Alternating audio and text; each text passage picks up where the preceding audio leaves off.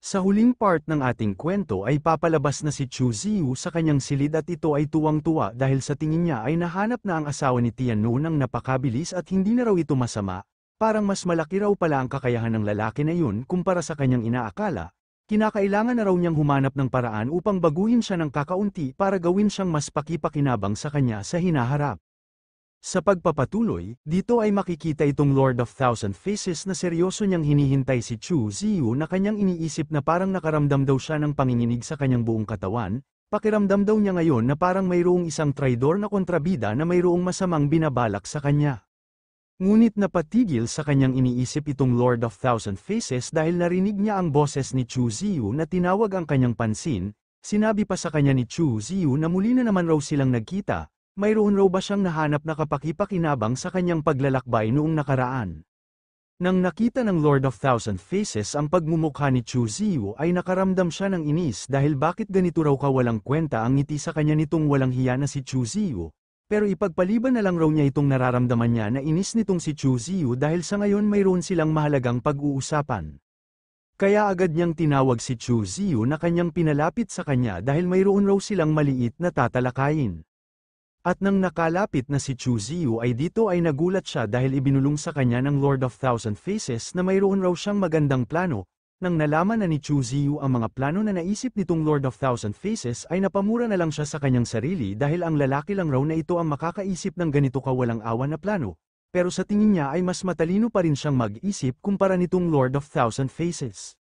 At mayroong ipinalabas na formula itong si Chu Ziyu na kanyang sinaad sa Lord of Thousand Faces na kunin raw niya ito.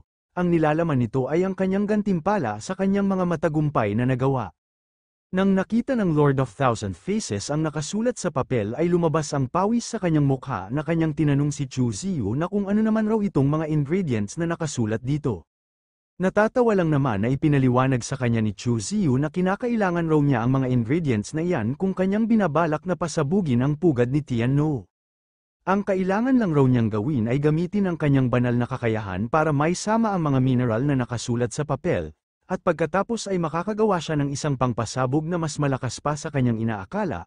Ang pangpasabog na ito ay ang tinatawag na ang nuclear bomb na mas malakas ng 1,000 beses sa mga pangpasabog na kanyang mga nasaksihan. Nang nalaman ng Lord of Thousand Faces ang ganitong impormasyon ay masyado siyang namangha dahil hindi raw talaga niya inaakala na magagamit pala ang mga mineral na ito upang makagawa ng ganito kalakas na pampasabog. At natatawa na lang itong Lord of Thousand Faces dahil mayroon siyang magandang naisip na plano, dahil kapag gagamitin raw niya itong nuclear bomb upang pasabugin si Chu Ziyu ay talagang sa isang iglap ay mamamatay siya sa sarili niyang gawang sandata. Ang paggamit raw sa sarili niyang naimbento para patayin siya ay ito na ang pinakamagandang idea na kanyang naisip, kapag naiisip raw niya kung ano ang mangyayari kay Chu Ziyu kapag kanya na itong gamitin sa kanya ay masyado talaga siyang nananabik. Ngunit napalitan ng inis ang kasiyahan ng Lord of Thousand Faces nang sinabi sa kanya ni Chu Ziyu na ang kanya lang raw maipapayo sa kanya na huwag paglaruan ng isang apoy, dahil alam na raw niya ang kanyang mga binabalak kapag kanya na itong nagawa.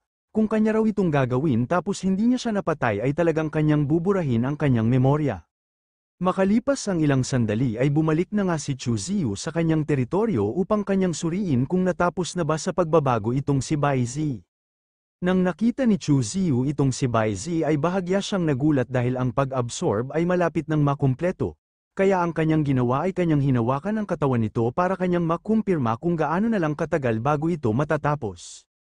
Nang inabsorb na ni Chu Ziyu ang malakas na enerhiya na dumadaloy sa katawan nitong si Bai Zi ay masyado siyang namangha dahil hindi raw niya inaakala na ganito pala kalakas itong si Bai Zi, at kapag kanya na raw maabsorb ang lahat ng mga cultivation energy nitong si Bai Zi ay talagang kanyang maabot ang combat power ng isang Saint King. Nang tuluyan ng naabsorb ni Chu Ziyu ang lahat ng mga cultivation energy nitong si Bai Zi ay makikita ang imahe nito na dahan-dahan na naglalaho. Matapos maglaho ang imahe ni Bai Zi ay agad na inutusan ni Chu Ziyu ang kanyang system na tulungan niya siya na makapag-breakthrough, na agad naman pinasangayunan ng system. Sinabi pa ng system sa host na ang lihim raw na pag-cultivate ng host ay matagumpay nang nasimulan dito sa Desolate God Island upang kanyang makamit ang kanyang pag-breakthrough. Idinagdag pa ng system na pinili raw ng host na pumasok sa pribadong pag-cultivate dito sa Desolate God Island, kanya raw sinubukang tumago sa Nine Source Realm. Ang pag-unawa raw ng host ay mas lalo pang umunlad, at kanya din binabati ang host dahil matagumpay siyang nakapag-breakthrough. Ang kanyang 9 source ay naabot ang level ng isang Saint King. Binigyan din ng warning ng system ang host dahil mayroon raw anomalya ang magaganap sa loob ng 20 na hininga, kaya mangyaring ihanda ng host ang kanyang sarili. Makalipas ang 20 na hininga ni Chu Ziyu ay makikita itong ating bida na kanyang pinipilit ang kanyang sarili na kanyang mapagtagumpayan ang nagaganap na anomalya sa kanyang pag-breakthrough. Samantala, sa hindi kalayuan ni Chu Ziyu ay makikita dito sila Sword Maiden at si One Eye na kanilang pinapanood ang kanilang master, at nagtanong itong si Sword Maiden kay One Eye na kung ano na raw ba kaya ang realm ngayon ng kanilang master, sa pamamagitan raw ng kanilang master ay kanilang napapalakas ang kanilang mga sarili. Sagot naman sa kanya ni One Eye na sa palagay raw niya ngayon ay wala na silang match sa kanilang master. Napapaisip naman itong si Sword Maiden dahil nararamdaman raw niya sa aura na dumadaloy ngayon sa katawan ng kanilang master ay nasa antas na ito ng isang Saint King. Ang ibig raw na sabihin nito na ang kanilang master ay nag-breakthrough sa Saint King level. Ayon naman ni One Eye na noong pumunta raw dito ang kanilang master sa Desolate God Island ay ang kanyang aura pa noon ay nasa antas pa siguro ng Divine Ability Realm. Ngunit paano raw ba mabilis nga naabot ng kanilang master ang level ng isang Saint King? Seryoso naman na sinaad sa kanya ni Sword Maiden na huwag raw niyang kalimutan ang ibinigay na hula sa kanila noon ng kanilang kamahalan, dito sa kanilang Desolate God Island patungkol sa kanilang bagong master ngayon. Maging itong si Meng Dai ay kanya din naramdaman ang aura ni Chu Ziyu kaya hindi maalis ang kanyang tingin sa labas ng bintana, at kanyang iniisip na kung kay Chu Ziyu raw ba ang aura na kanyang nararamdaman ngayon, at nasabi din niya na ang kanya raw dating mapaghimagsik na disciple ay sumasailalim sa kanyang pagbabago. Unti-unti na raw nalalantad ang kanyang totoong pagkatao na ang Old Demon Chu. Samantala, makikita naman itong si Chu Ziyu na masyadong natuwa dahil ganito raw pala ang pakiramdam ng kapangyarihan ng isang Saint King level. Ngunit hindi pa raw ito sapat, gusto raw niya na magkaroon ng isang buhay na walang hanggan, at gusto din niya na kanyang makontrol ang kanyang sariling tadhana. Nang nakapag-breakthrough na itong si Chu Ziyu ay itong si Miao naman sa kanyang loob ay masyadong nasarapan sa kanyang nararamdaman habang kanyang yakap-yakap ang Emperor Sword ni Chu Ziyu. Sinisigaw pa nitong si Miao na sana magpatuloy lang raw na mag-breakthrough si Chu Ziyu, dahil kapag lagi raw ganito ay ang sarap nitong kanyang nararamdaman ay hindi mapapantayan. Pinapanalangin pa nitong si Miao na sana bilisan pa raw ni Chu Ziyu ang kanyang pag-breakthrough at sana hindi na ito matapos upang madaragdagan pa itong sarap sa kanyang pakiramdam.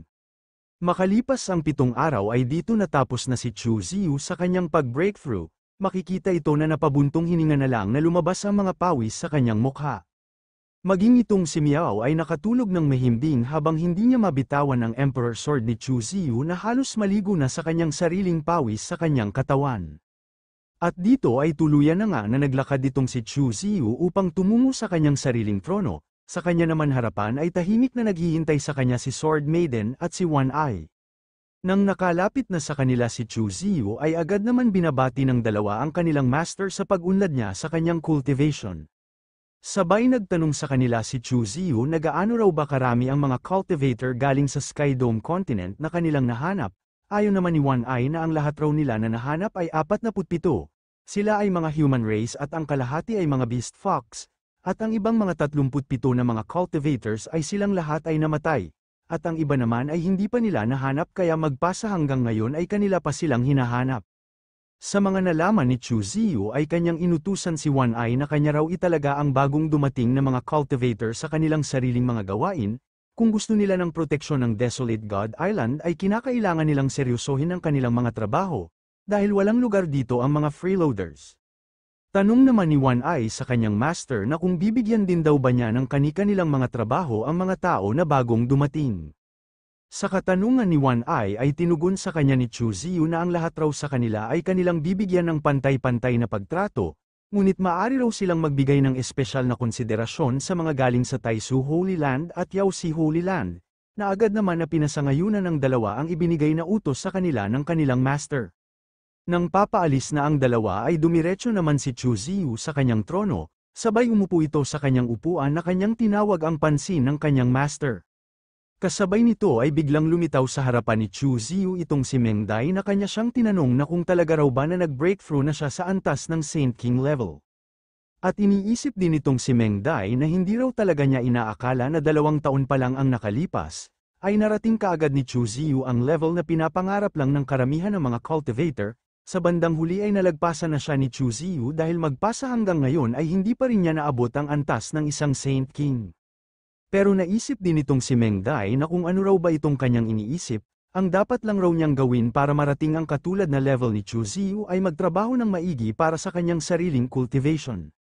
Sabay nagsalita itong si Meng Dai kay Chu Ziyu na bilang master daw ni Chu Ziyu ay kanya siyang binabati sa pag-angat niya ng level sa cultivation.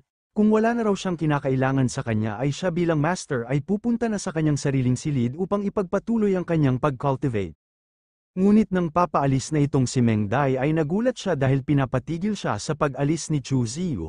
Sambit pa niya na ngayon raw ay masyado pa raw mahina ang kanyang talento, hindi pa raw itutugma sa kanyang kasalukuyan na cultivation. Nakikiusap raw siya sa kanyang master na tulungan niya siya sa kanyang cultivation. Sa mga paliwanag ni Chu Ziyu ay iniisip nitong si Meng Dai na baka gusto na naman siyang diligan nitong kanyang manyakol na disciple, kaya kanya itong sinigawan na hindi raw maari dahil masyado pang maliwanag ang araw. Dahil dito ay natatawa na lang itong si Chu Ziyu na kanyang tinanong ang kanyang master na kung ganoon raw ba ang kanyang desisyon sa kanilang dapat na gawin. Kasabay nito ay nagulat itong si Meng Dai na napatingin sa kanilang pintuan dahil sinirado ito ni Chu Ziyu upang wala nang ibang makapasok. Makalipas ang ilang oras ay natapos na si Chu Ziyu na kanyang tinikman ng kanyang master, at iniisip nitong si Chu Ziyu habang kanyang tinitingnan ng kanyang master na matulog lang raw siya ng mahimbing dahil alam niya na masyado siyang napagod sa kanilang ginagawa kanina. At hintayin na lang raw ng kanyang master ang kanyang pagbabalik dito sa Desolate God Island dahil mayroon pa siyang mahalagang gagawin. Nang tuluyan ang nakaalis si Chu Ziyu ay makikita pa rin itong si Meng Dai na mahimbing pa rin na natutulog sa kanilang kama. Nang nakagising na siya sa kanyang mahimbing na pagkakatulog ay masyado siyang nainis dahil ang kanya raw manyakol na disciple ay muli na naman na umalis nang hindi man lang nagpapaalam sa kanya. At napamura na lang itong si Meng Dai na kanyang iniisip na simula raw ngayong araw ay kanya nang itutuon ang lahat niyang oras sa sarili niya na cultivation, kanya raw pinapangako na mas lagpasan pa niya ang cultivation ng kanyang manyakol na disciple, ipapakita raw niya sa kanya kung sino ang totoong master sa kanilang dalawa. Samantala, makikita naman itong si Chu Ziyu na dumating na sa village ng Thunder God Clan, sa kanyang pagdating ay masyado siyang nagulat sa kanyang nakita. Dahil pala nakita niya sa pintuan ng Thunder God Clan ay pinapalibutan ito ng maraming mga halimaw na sandata ni Tian No. Napapatanong na lang itong si Chu Ziyu habang tinitingnan niya ang mga halimaw na pilit na pumasok sa pintuan, na kung bakit pinadala dito ang maraming sandata na halimaw ni Tian No. Ano raw ba kaya ang kanyang binabalak sa Thunder God Clan? At mahahalata din dito sa likod ng mga maraming mga halimaw ang isang pulang halimaw na naiiba sa kanilang lahat na mayroong daladalang bandila ni Tian No. Ang kanya raw pinagtataka dahil ang mga sandata ni Tian No ay mayroong mababa na katalinuhan, imposible naman raw na magkakaroon ng ganito kalaki na anomalya tulad nito. Sa lalim ng iniisip ni Chu Ziyu ay natatawa na lang siya dahil kanyang napagtanto na ang pulang halimaw raw na gumagabay sa mga sandatang halimaw ni Tian No ay parang katulad ng Lord of Thousand Faces. Dahil dito ay napatigil sa pagwagayway ng bandila itong halimaw, nang tinanong siya ni Chu Ziyu gamit ang sound telepathy na kung siya raw ba ang Lord of Thousand Faces. Nagtanong lang naman ang Lord of Thousand Faces sa ating bida na nag-disguise bilang halimaw na sandata ni Tian No na kung ano raw ba ang ginagawa dito ni Chu Ziyu. Ngunit sinabihan lang naman siya ni Chu Ziyu na hindi raw talaga niya inaakala na tahimik lang siyang naging pinuno ng mga sandatang halimaw ni Tian No. Pero pinapatigil lang siya sa pagsasalita ng Lord of Thousand Faces dahil ngayon ay pinapanood sila ni Tian No. At baka mahalata pa niya ang kanyang pag-disguise bilang kanyang sandata, kaya hindi siya maaring kumilos dito na parang isang hindi pangkaraniwan na halimaw. Sa mga binanggit na mga salita ng Lord of Thousand Faces ay napapaisip itong si Chu Ziyu na kung ano raw ba ang pinagsasabi nito na hindi siya maaring kumilos ng pangkaraniwan, sa simula pa lang isa naman talaga siyang hindi pangkaraniwan kumilos. Ngunit napabuntong hininga itong Lord of Thousand Faces nang tinanong siya ni Chu Ziyu na kung paano raw niya nagawang pamunuan ang maraming bilang na mga halimaw ni Tian No. Paliwanag naman sa kanya ng Lord of Thousand Faces na 2 araw na raw ang nakalipas, si Tian No ay masyadong nababagot at gusto niya silang lahat na panuurin kung paano manghuli ng mga cultivator bilang kanyang libangan. At bilang resulta sa kanyang katalinuhan ay napansin siya agad ni Tian No na masyado siyang matalino. Kaya agad na kumilos si Tian No at inihagis niya siya agad upang maging kanyang divine pet, Napamura din ng Lord of Thousand Faces dahil sa panahon raw na yun ay inaakala niya talaga na siya ay mamamatay na sa oras na yun, pero sa kabutihan na palad ay mabait sa kanya ang kalangitan at hindi napansin ni Tiannu na mayroong kakaiba sa kanya at agad niya siyang pinalaya. Nang dahil sa nalaman ni Chu Ziyu ay masyado siyang napapaisip na kung bakit hindi raw napansin ni Tiannu ang pag-disguise ng Lord of Thousand Faces, hindi raw ito makatwiran, bakit ganito lang nakatakas ang Lord of Thousand Faces sa kamay ni Tiannu. Habang malalim pa ang iniisip nitong si Chu Ziyu ay tinanong siya ng Lord of Thousand Faces na kung ano raw ang sa tingin niya bakit nangyari sa kanya ang ganoon na pangyayari. Kinakailangan raw ito na pag-isipan ng mabuti ni Chu Ziyu upang makatulong siya sa kanya kung ano na ang kanyang susunod na hakbang sa kanyang misyon. Sagot naman sa kanya ni Chu Ziyu na ang kanya raw sa tingin dito na lihim silang tinutulungan ni Emperor Taiyi. Nang narinig ng Lord of Thousand Faces sa bibig ni Chu Ziyu si Emperor Taiyi ay hindi siya makapaniwala, dahil magpasa hanggang ngayon ba ay buhay pa rin ang nilalang na yun. At kung hindi raw ba dahil sa nilalang na yun ay baka isa na siyang malamig na bangkay dito sa Taiji Ancient Star.